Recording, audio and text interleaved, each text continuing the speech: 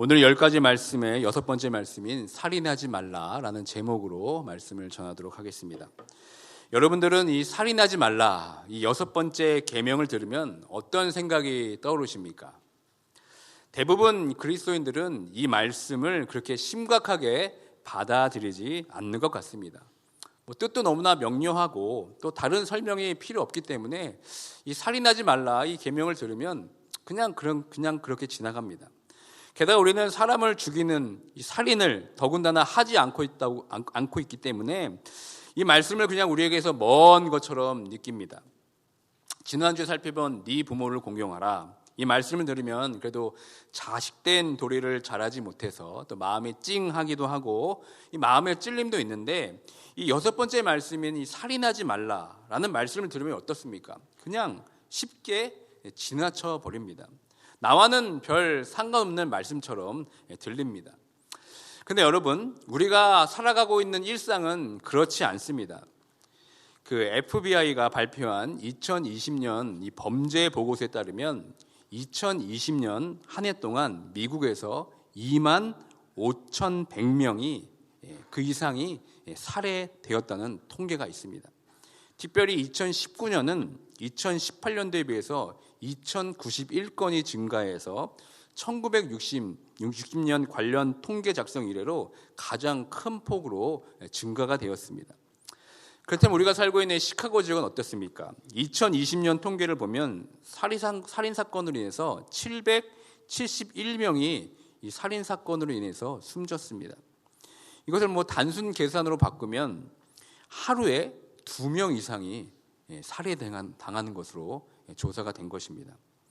또 지난주 목요일 미주 한국일보를 보니까 LA 한인타운에서 50대 한인 아들이 80대 노모를 살해하고 자살하는 이 비극적 사건이 발생했다는 기사가 일면에 올랐습니다.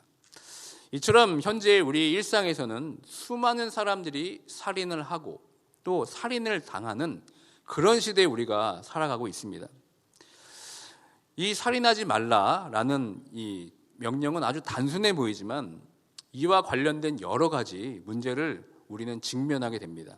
낙태, 자살, 또 안락사, 사형제도, 전쟁, 이 모든 것이 이 살인하지 말라라는 말씀과 직간접적으로 연관이 되어 있습니다. 그러므로 우리는 이 살인하지 말라라는 말씀을 가볍게 여겨서는 안 됩니다. 먼저 이 계명을 우리가 원문을 한번 살펴보길 원합니다. 이 원문을 살펴보면은 이 6번째 말씀은 2단어로 되어 있습니다. 뭐뭐 하지 말라는 로라는 부정어와 그리고 죽이다라는 라차흐라는 동사로 구성되어 있습니다. 따라서 번역을 하면 아주 간단합니다. 너는 죽이지 말라. 이게 바로 원문의 번역입니다. 그런데 문제는 이 문장에 목적어가 없습니다. 무엇을 죽이지 말라는지 정확하지가 않습니다. 사람을 죽이지 말라는 것인지 동물을 포함해 죽이지 말라는 것인지 불분명합니다. 만약 2가지가 다 포함되어 있다면 아마도 살생하지 말라 이렇게 번역하는 것이 좋을 것 같습니다. 그런데 이 5계명부터는 모든 말씀이 이웃사랑, 즉 이웃과 사람과 연결되어 있기 때문에 이것은 사람과 관계되어서 너는 살인하지 말라라고 번역하는 것이 가장 좋은 번역입니다. 좀 더 이 말씀을 살펴보면 이 라차흐, 이 죽이다라는 동사의 용례를 우리가 살펴볼 필요가 있습니다. 이 라차흐는 구약에서 47회 정도 등장합니다. 이 죽이다라는 의미의 다른 히브리어 동사들, 예를 들면 하라그가 이게 165회, 헤미트가 201회가 사용되는데 그보다 적은 횟수로 상대적으로 적게 사용되었습니다. 특별히 이 라차흐, 이 죽이다 이 동사는 민수기 35장에만 무려 20차례 이상 등장이 됩니다. 이 라차흐 동사가 사용된 용례를 살펴보면 5가지로 살펴볼 수가 있습니다. 이 동사는 고의든 아니면 과실이든 다른 사람의 생명을 빼앗는 것으로 가리키는 것으로서 첫 번째는 고의적인 살인, 두 번째는 과실치사, 세 번째는 간접살해, 네 번째는 약자들을 해치는 일, 다섯 번째는 처녀들을 욕보이게 하는 일로 그런 일이 있을 때 이 동사가 사용이 됩니다. 첫 번째로는 고의적인 살인입니다. 다 함께 민수기 35장 20절과 21절을 함께 읽겠습니다. 만일 미워하는 까닭에 밀쳐 죽이거나 기회를 엿보아 무엇을 던져 죽이거나 아기를 가지고 손으로 쳐 죽이면 그 친자는 반드시 죽일 것이니 이는 살인하였음이라. 피를 보복하는 살인자를 만나면 죽일 것이니라. 여기서 살인자, 여기서 라차으라는 동사가 사용되었습니다. 그러니까 고의적으로 미워하는 까닭에 또 기회가 엿보아 또 악의를 가지고 사람을 죽일 때 이 라차으라는 동사가 사용이 되었습니다. 두 번째는 과실치사입니다. 민수기 35장 11절의 말씀입니다. 너를 위하여 성읍을 도피성을 정하여 부지 중에 살인한 자가 그리로 피하게 하라. 여기서는 고의로 사람을 살해하는 것이 아니라 부지 중에 의도적이지 않은 때 살해했을 때 도피성으로 도망가라고 말씀하고 있습니다. 이때 과실치사, 이 동사를 말할 때 라차라는 동사가 사용되었습니다. 세 번째로는 간접 살해할 때 이 동사가 사용됩니다. 열왕기상 21장 19절의 말씀 함께 읽도록 하겠습니다. 너는 그에게 말하셨다 하고 또 그에게 이르기를 여호와의 말씀이 개들이 나봇의 피를 핥는 곳에서 개들 네 피 곧 네 몸의 피도 핥으리라 하였다 하라. 그러니까 이 말씀은 엘리야 선지자가 아합 왕이 이 나봇에게 직접 행한 아니 간접적 개입 행위를 통해서 언급할 때 이 단어가 사용이 되었습니다. 우리가 알다시피 아합 왕은 나봇을 직접적으로 살인하지는 않았습니다. 나봇의 사형은 적합한 행정 행위였습니다. 아내인 이세벨이 이를 꾸몄고 이세벨도 직접 나봇을 죽이지 않았고 장로들을 통해서 이를 적법하게 시행했습니다. 그런데 이 엘리야 선지자는 어떻게 말하고 있습니까? 장로들이나 이세벨이 죽인 것이 아니라 아합, 네가 죽였다 이렇게 말하고 있습니다. 그러니까 적법한 절차라 하더라도 법을 이용한 이 간접적 연루에도 이 라차으, 이 살인이라는 용어를 사용한다는 점을 우리가 주목해 볼 필요가 있습니다. 그러니까 오늘날 법의 이름으로 자행되고 있는 수많은 이 정치적인 사례도 이 말씀에 적용된다는 것을 우리는 기억해야 합니다. 또 네 번째는 무엇입니까? 바로 사회적 약자들을 해칠 때 이 라차의 동사가 사용되었습니다. 시편 94편 3절, 6절, 7절 말씀 함께 읽도록 하겠습니다. 여호와여 악인이 언제까지 계가를 부르리이까? 과부와 나그네를 죽이며 고아들을 살해하여 말하기를 여호와가 보지 못하며 야곱의 하나님이 알아차리지 못하리라 하나이다. 그러니까 여기서 나그네, 고아들을 죽인다는 의미가 무엇이겠습니까? 이것은 직접적으로 살해했을 가능성도 있지만 그보다 약자들을 박해하고 학대하는 것을 말하는 것이 아니겠습니까? 이것도 어쩌면 우리가 간과하고 있는 사회적 살인으로 볼 수 있습니다. 마지막으로 라차은은 처녀를 물리적인 힘으로 욕보이게 한 범인을 살인자라고 봅니다. 민수기 22장 25절부터 27절 말씀 함께 읽겠습니다. 만일 남자가 어떤 약혼한 처녀를 들에서 만나서 강간하였으면 그 강간한 남자만 죽일 것이요 처녀에게는 아무것도 행하지 말 것은 처녀에게는 죽일 죄가 없음이라. 이 일은 사람이 일어나 그 이웃을 쳐 죽인 것과 같은 것이라. 여기서 이 쳐 죽인 이 동사가 바로 라차입니다. 한 여인의 처녀성을 빼앗아 간 것은 그 여인을 살리는 것과 같다는 의미입니다. 이처럼 라차의 동사는 타인의 생명을 문자적으로 빼앗는 것 외에 폭넓은 의미에서 이 생명의 가능성을 빼앗아 가는 것을 포함하는 것을 볼 수 있습니다. 여기까지가 이제 구약에서 말하는 살인하지 말라라는 의미입니다. 그렇다면 이 신약에서는 이 살인하지 말라는 이 말씀을 어떻게 해석하고 있겠습니까? 특별히 예수님께서는 이 살인하지 말라는 말씀을 좀 더 확대해서 우리에게 제시하고 있습니다. 마태복음 5장 21절과 22절의 말씀 함께 읽도록 하겠습니다. 옛사람에게 말한 바 살인하지 말라. 누구든지 살인하면 심판을 받게 되리라 하였다는 것을 너희가 들었으나 나는 너에게 이르노니 형제에게 노하는 자마다 심판을 받게 되고 형제를 대하여 라가아라 하는 자는 공회에 잡혀가게 되고 미련한 놈이라 하는 자는 지옥불에 들어가게 되리라.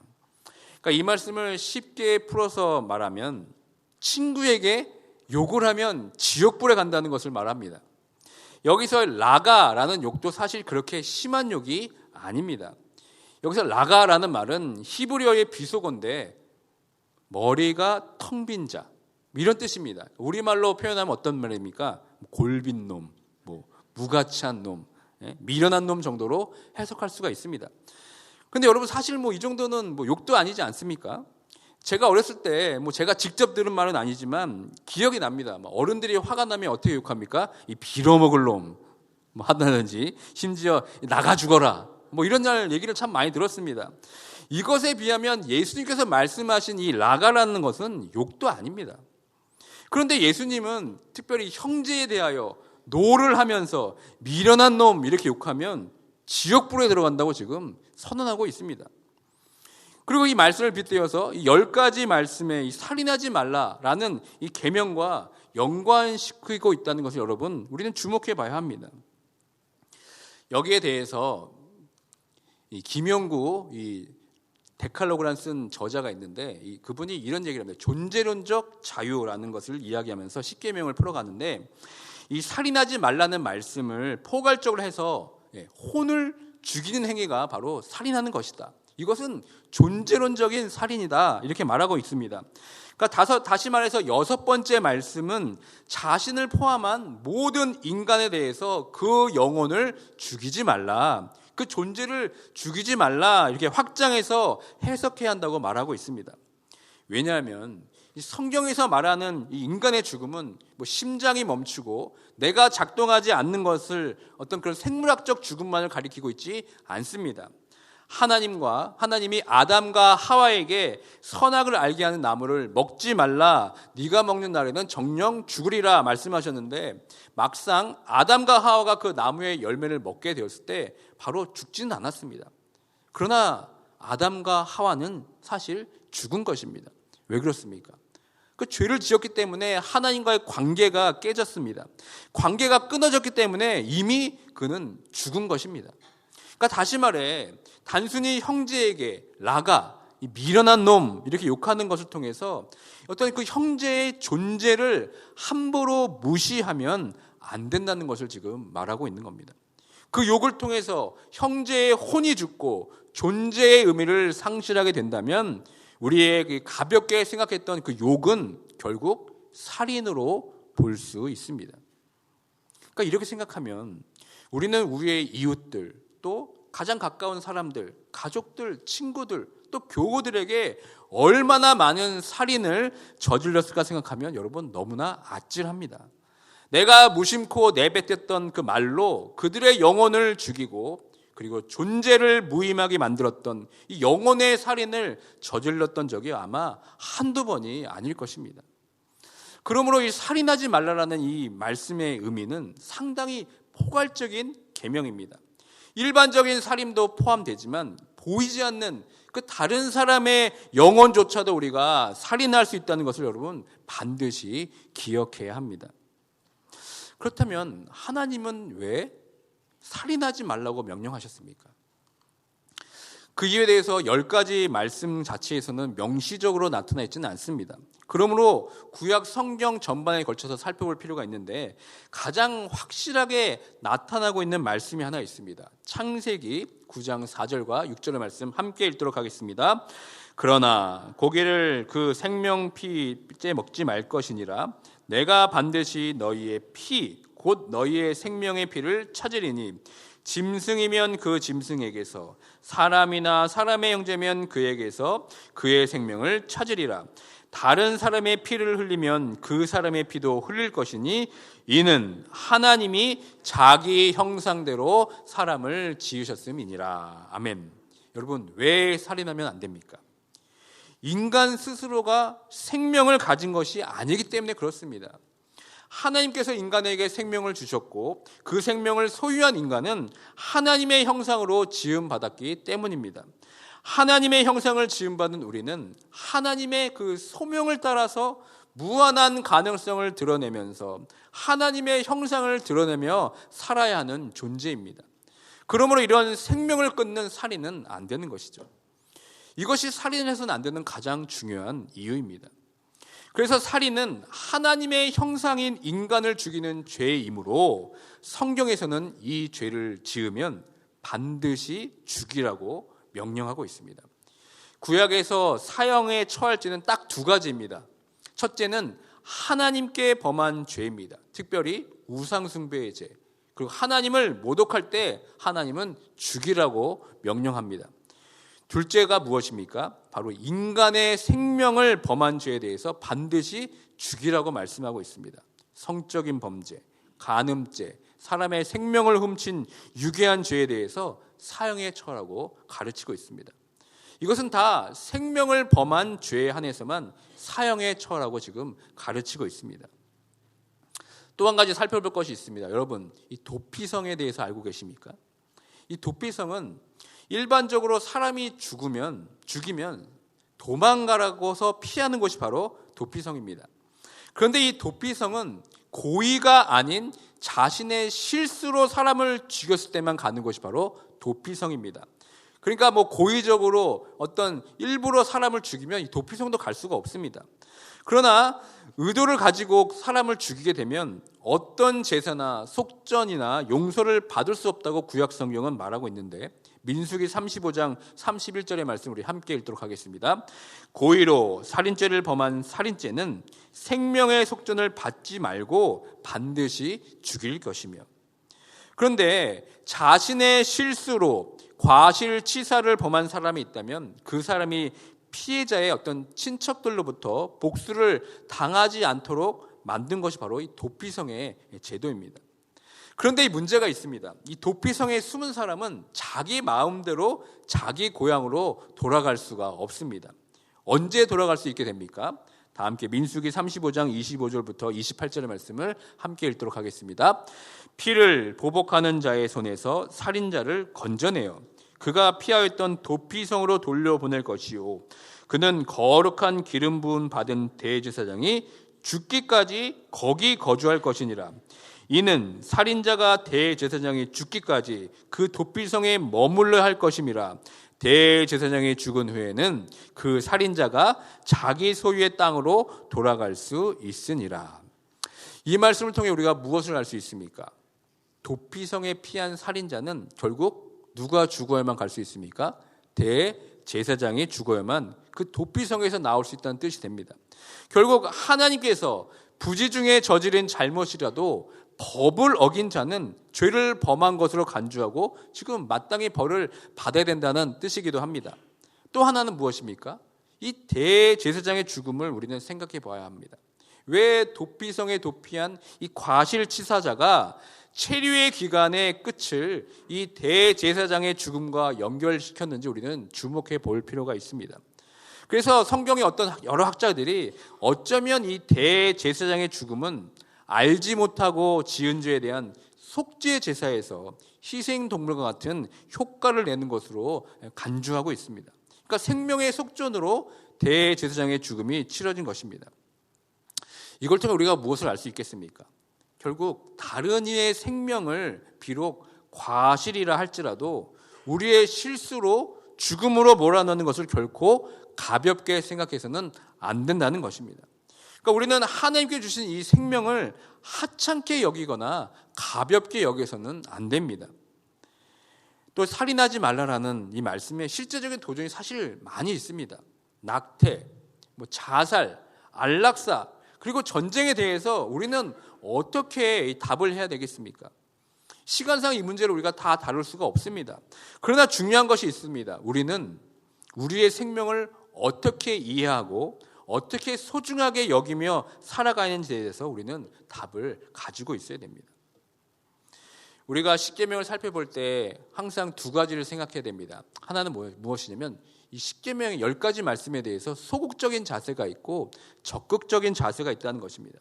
소극적인 자세는 그냥 하지 말라는 것을 하지 않는 것입니다. 그런데 적극적인 자세는 무엇입니까? 10가지 말씀의 이면을 살펴보고 살인하지 말라라 하고 명령하신 그 진정한 의미가 무엇인지 그 다른 이면을 살펴봐야 된다는 것입니다. 그러니까 살인하지 말라라는 이 말씀을 듣고 그저 살인하지 않는 것으로 멈춰 있으면 안 됩니다.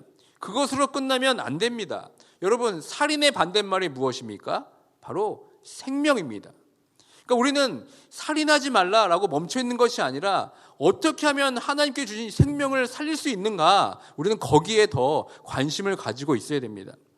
나의 언어가 지금 사람을 죽이고 있는지 살리고 있는지, 또 나의 눈빛과 행동이 지금 사람을 죽이고 있는가 아니면 살리고 있는가, 나의 어떤 비즈니스가 지금 사람을 죽이고 있는가 아니면 사람을 살리고 있는가, 나의 섬김과 사역이 지금 사람을 죽이고 있는가 사람을 살리고 있는가, 나의 비전과 꿈은 과연 사람을 살리는 비전과 꿈인가. 우리는 본질적으로 이 질문에 스스로 답을 해야 합니다. 이 질문에 답을 하기 위해서는 우리는 예수 그리스도의 삶을 주목해 봐야 합니다. 예수 그리스도가 이 땅에 오신 이유는 죄로 인해 죽을 수밖에 없는 우리들을 살리시기 위해 이 땅에 오셨습니다. 그런데 우리를 어떻게 살리셨습니까? 아이러니하게도 우리의 생명을 살리시기 위해서 자신의 생명을 십자가에 던지셨습니다. 요한일서 3장 15절과 16절의 말씀 함께 읽도록 하겠습니다. 그 형제를 미워하는 자마다 살인하는 자니 살인한 자마다 영생이 그 속에 거하지 아니하는 것을 너희가 아는 바라. 그가 우리를 위하여 목숨을 버리셨으니 우리가 이로써 사랑을 알고 우리도 형제들을 위하여 목숨을 버리는 것이 마땅하니라. 아멘. 그리스도께서 우리를 위하여 죽으심으로 우리가 생명을 얻게 된 것입니다. 우리가 그 사랑을 깨달았다면 우리도 형제들과 이웃들을 위해 우리의 목숨을 버릴 수 있어야 합니다. 그러니까 내가 죽음으로 다른 사람을 살리는 삶을 살아내야 되는 겁니다. 그런 삶을 살기 위해서 먼저 내가 죽어야 한다는 겁니다. 남을 살리기 위해서는 내가 먼저 죽어야 합니다. 나의 말과 행실이 십자가 앞에서 죽어져야 합니다. 내가 살아있으면 안 됩니다. 십자가 앞에서 죽어있지 않으면 안 되는 것입니다. 또한 우리는 남이 나를 미워할 수 있는 그 빌미도 제공해서는 안 됩니다. 그렇게 하기 위해서는 내가 죽어야 한답니다. 내가 죽어야 남도 죽이지 않고 내가 죽어야 남도 살릴 수가 있습니다. 이것이 바로 이 십자가의 복음 아니겠습니까? 그래서 사도 바울이 어떤 고백을 합니까? 고린도전서 15장 31절의 말씀 다 함께 읽도록 하겠습니다. 나는 날마다 죽노라. 그러니까 우리는 이미 예수 그리스도의 그 보혈의 공로로 말미암아 십자가에서 이미 죽은 존재들입니다. 나의 모든 죄와 허물을 이미 십자가에 못 박았고 이제는 내가 사는 것이 아니라 그리스도께서 이미 우리 안에 살아 계십니다. 그러니까 내가 십자가에서 죽어야지가 아니라 나는 이미 십자가에서 죽었지, 나는 이미 십자가에서 죽은 존재지라고 외쳐야 되는 겁니다. 이 사실을 우리가 인정하며 고백하는 것이 바로 나는 날마다 죽노라라는 고백입니다. 그러니까 이제는 더 이상 남을 죽이는 말이 아니라 이제는 남을 살리는 말을 선포하는 모두가 되길 주님의 이름으로 축원드립니다. 이제는 나의 말에 생명을 전하는 말, 다시 말해 십자가의 복음을 전하는 그 삶이 되어야 될 줄 믿습니다. 내가 그 복음을 듣고 살아났듯이 이제 내가 내 입술을 통하여서 남을 살리는 삶을 살아야 될 줄 믿습니다. 이것이 바로 이웃사랑의 진정한 의미가 아니겠습니까? 예수 그리스도가 우리를 위해 자신의 생명을 내어 주어서 우리가 생명을 얻은 것처럼 우리도 이웃을 위해 그리고 세상을 위해 날마다 십자가 앞에서 죽음을 통하여서 우리가 얻은 생명을 흘려보내는 모두가 되길 주님의 이름으로 축원드립니다. 그래서 살인하지 말라 이 말씀을 통해서 생명을 존중히 여기고 또 죽어가는 생명을 우리의 삶을 통하여 나도 살고 또 남도 살리는 우리의 이웃을 살리는 모두가 되길 주님의 이름으로 축원드립니다.